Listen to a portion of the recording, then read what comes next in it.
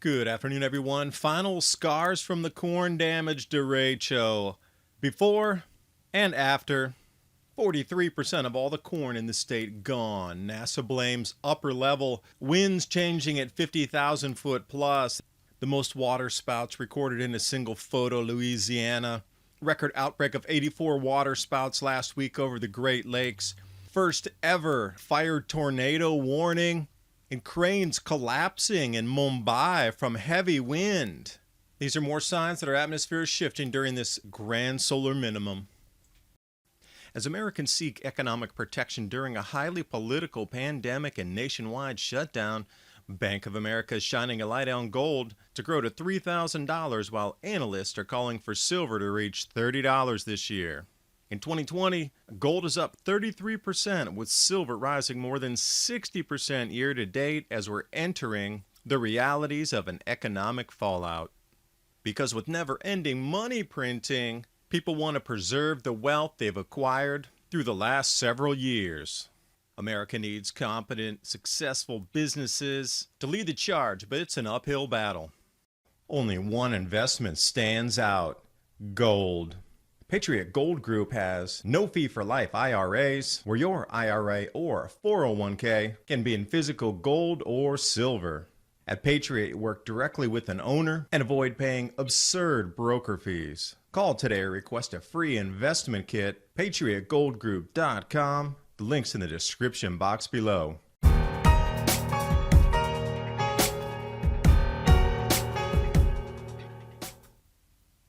Finally, we've gotten solid numbers after the derecho passed over the Midwest. Wasn't really widely covered in the news because it was such a devastating event. Stored grains growing in the fields, gone. So the initial report was over 1 million acres destroyed, wind gust around 100 miles per hour. Now we're starting to really get some tallies this week. 43% of the corn gone in Iowa, and over 10 million acres wiped out by this single wind event. Now, there's been derechos in 2012, 2018, and now this one is the most severe. If you didn't know about the story, hadn't seen it, before the cornfields and after. Flat as a pancake, but we might not be able to grow all the grains to make pancakes. But the satellite image is now coming in. But put this in perspective for a second. That is an entire state, and the area in red, sideline winds at 100 miles an hour, flattened, causing billions of dollars in damage to structures. But the crops, that's what's being lost. That's what the grand solar minimum is all about: reduction in global crop yield, which, if your food costs 4 or 7 times more money, it would have a strain on the economy, and perhaps there needs to be excuses already for that in play.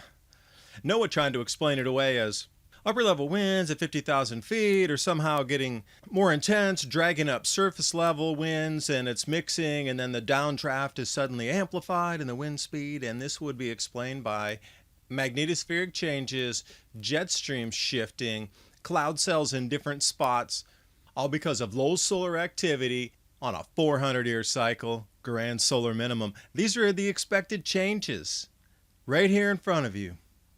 Finally, going into the record books as official wind speeds here now: 112, 106, 100 miles an hour, 99. And I was able to backdate and go into the Weather Channel, and you can see the front right there, how heavy it had swept through the entire state. Des Moines, Iowa Weather Service also putting the same what we'd seen where the overlapping swaths of wind damage were. And if you just go around the internet, you'll find an enormous amount now. Now this is official, finally cataloged, calculated, in the record books numbers. Before it was all just conjecture until Monday of this week. And the reason I went to explain that to you right there was because I'm looking for wind anomalies, and there are so many. International Center for Waterspout Research terms it the Great Waterspout Outbreak of 2020. They started to see an enormous amount above the averages of waterspouts appearing at the same time. First there were 13, and then there were 19, and multiple sightings on top of that. And suddenly, 84 was the final total. And I thought that's real interesting how many are being cataloged and seen. I know there's more people around the lakes with more recording equipment. But 2013 wasn't such a long time ago, so when they have the old record of 67 waterspouts at that year, we just need to go 7 years into the future until now, 84 waterspouts. So it definitely signals an uptick, and with all the anomalies we're seeing across this planet with the wind, and somebody did a very good job here putting the different pins on the locations where either singles or multiples of waterspouts were spotted across the Great Lakes. Then jumping down to the coast of Louisiana, gobsmacked is the name. 10 waterspouts reported in the same photo, and you can see them lining up off in the distance out of the cloud cell there. A little bit closer in, War of the Worlds. So not only do we have the record waterspouts up in the Great Lakes, but now we have the most apparently ever recorded in a single frame shot down in the Gulf Coast of the United States. The Derecho just a week and a half ago of all-time record winds, wiping out crops there. India, container port in Mumbai. Now these cranes at the loading docks are engineered to withstand massive winds because they're always in a wind-heavy environment. That's how they're built. That's where they sit. One collapsing, it would be strange enough, but 3 collapsing from high winds? See, something is definitely taking a step up here, and I can see why the derecho wasn't so widely reported on. That is so far outside the average norms that people might ask a few questions.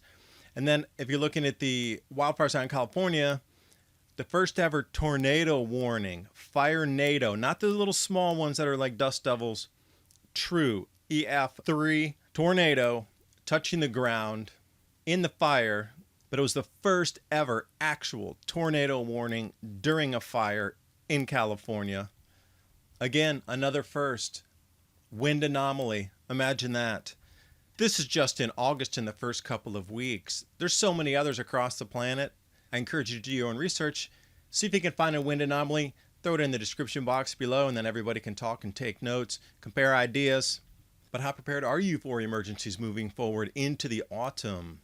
My Patriot Supply and Adapt 2030, 4-week food supply or the 2-week grab-and-go food crate. Give yourself the peace of mind knowing that you have storable foods. And if you're unable to get to the supermarket for some period of time, that you can sit back and wait until things normalize. Thanks for watching. Hope you got something out of the video, and I will see you next time.